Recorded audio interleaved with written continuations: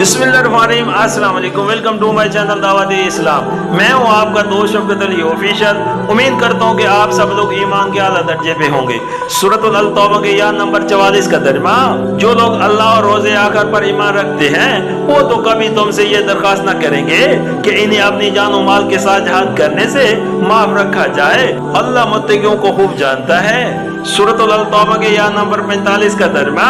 ऐसी दरखास्तें तो सिर्फ वही लोग करते हैं जो अल्लाह और रोजे आखिर पर ईमान नहीं रखते, जिनके दिलों में शक है और वो अपने शकी में मुर्तद हो रहे हैं। सूरतुल अल तौबा हाशिया नंबर 46, इससे ये भी मालूम हुआ कि कुफरुल इस्लाम की कशमकश एक कसौटी है जो खरे मोमिन और खोटे मुद्दा ईमान के फर्क को साफ खोल कर रख देती है। जो शख्स इस कशमकश में दिलो जान से इस्लाम की हिमायत करे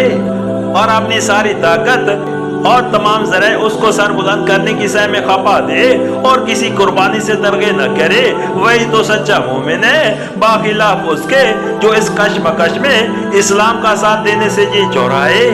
और कुफर की सरबुलंदी का खतरा सामने देखते हुए भी इस्लाम की सरबुलंदी के लिए जानो माल की बाजी खेलने से पहलू तय करे। उसकी ये रविश खुद उस हकीकत को वाज़ेह कर देती है कि उसके दिल में ईमान नहीं है। सूरतुल अल तौबा के या नंबर 46 का तर्जुमा,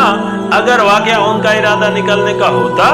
तो वो उसके लिए कुछ तैयारी करते, लेकिन अल्लाह को उनका उठना पसंद ही न था, इसलिए उसने उन्हें सुस्त कर दिया और कह दिया कि बैठे रहो बैठने वालों के साथ। सूरतुल अल तौबा हाशिया नंबर 47, यानी बादल ना खस्ता,